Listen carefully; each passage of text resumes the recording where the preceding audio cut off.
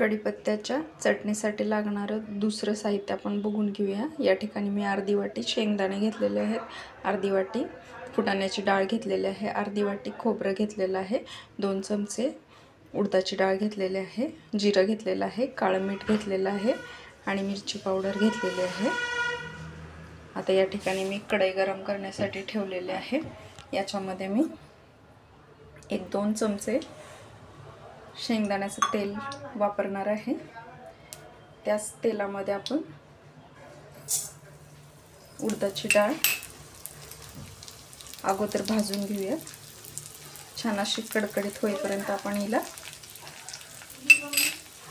तेलामध्ये असं परतवून घेणार आहे आणि याच तेलामध्ये आपण उरलेले जिन्नस पण छान असे खरपूस भाजून घेणार आहे, थंड करून घेणार आहे सगळं। आणि मग आपण थंड झाल्यानंतर मिक्सरमध्ये सगळं वाटून घेणार आहे आणि आपली चटणी बनवून घेणार आहे।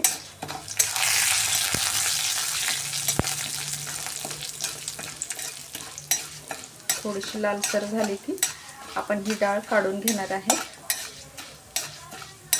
पुढची वस्तू याच्यामध्ये घालून घेणार आहे आपण भाजण्यासाठी। थोडीशी लालसर झाली की तेलामधून आपण बाजूला काढूया डाळीला। डाळ आपली लालसर व्हायला सुरुवात झालेली आहे। आता आपण हिला काढून घेऊया। शेंगदाणे आता आपण छान असे भाजून घेणार आहे तेलामध्ये। ते पण आपण थंड करून घेणार आहे। गॅस मी बारीकच ठेवलेला आहे, बारीक गॅसवरच आपण हे सर्व भाजून घेणार आहे। हे पण थोडेसे लालसर असे झाले की आपण काढून घेणार आहे। मग फुटाण्याची डाळ याच्यामध्ये घालून घेणार आहे आपण। सगळ्या गोष्टी आपण थंड करून घेणार आहे छान। मगच आपण मिक्सरमधून फिरवून घेणार आहे। शेंगदाणे भाजून झाल्यानंतर मी या ठिकाणी फुटाण्याची डाळ भाजून घेणार आहे कढईमध्ये।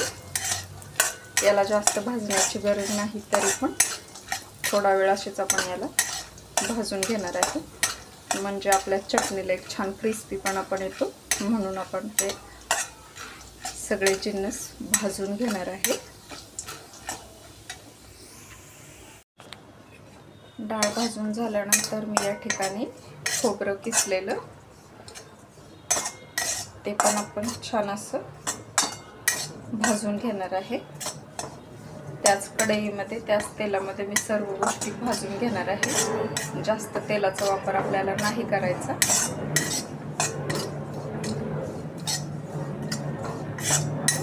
शेंगदाण्याचंच तेल तुम्ही वापरा, म्हणजे त्याची एक छान अशी चव पण येते आपल्या चटणीला। खोबरं छान असं किसून घेतल्यानंतर एकसारखं असं भाजलं जातं, म्हणून मी या ठिकाणी किसून घेतलेलं आहे खोबरं। ते पण आता लालसर व्हायला लागलेलं आहे। आता आपण तेही काढून घेणार आहे। मग याच्यामध्येच आपण जिरं पण घालून घेऊया। ते पण छान असं गरम करून घेणार आहे आपण। खोबऱ्यासोबतच भाजूया, जास्त नाही भाजणार आहे आपण याला पण।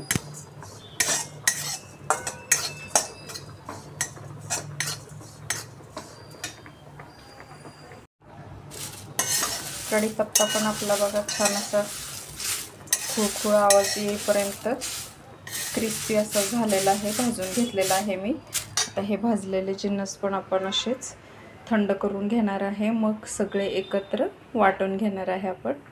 आता याला मी थंड करून घेणार आहे।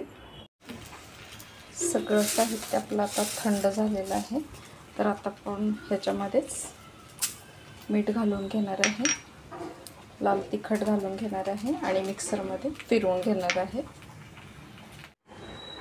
माझी कढीपत्त्याची चटणी बनवून तयार झालेली आहे। तुम्ही बघू शकता मी चालू बंद असं करत मिक्सरमध्ये सर्व साहित्य एकत्र करून फिरवून घेतलेलं आहे।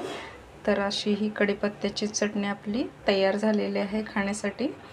ती आपण दह्यामध्ये टाकूनसुद्धा खाऊ शकतो किंवा असेच पराठ्यासोबतसुद्धा खाऊ शकतो. कढीपत्ता हा खूप बहुगुणी आहे. केस गळतीसाठी, ॲसिडिटीसाठी, बऱ्याच समस्यांसाठी कढीपत्त्याचं एक विशेष महत्त्व आहे आपल्या स्वयंपाकघरामध्ये. तर तुम्हीही ही कढीपत्त्याची टेस्टी अशी चटणी घरच्या घरी बनवून बघा. रेसिपी आवडली असेल तर लाईक, शेअर, कमेंट आणि सबस्क्राईब करायला विसरू नका. सोबतच बेल आयकॉनही प्रेस करा, म्हणजे तुम्हाला माझ्या नवनवीन रेसिपीज बघायला मिळतील. तोपर्यंत खात राहा.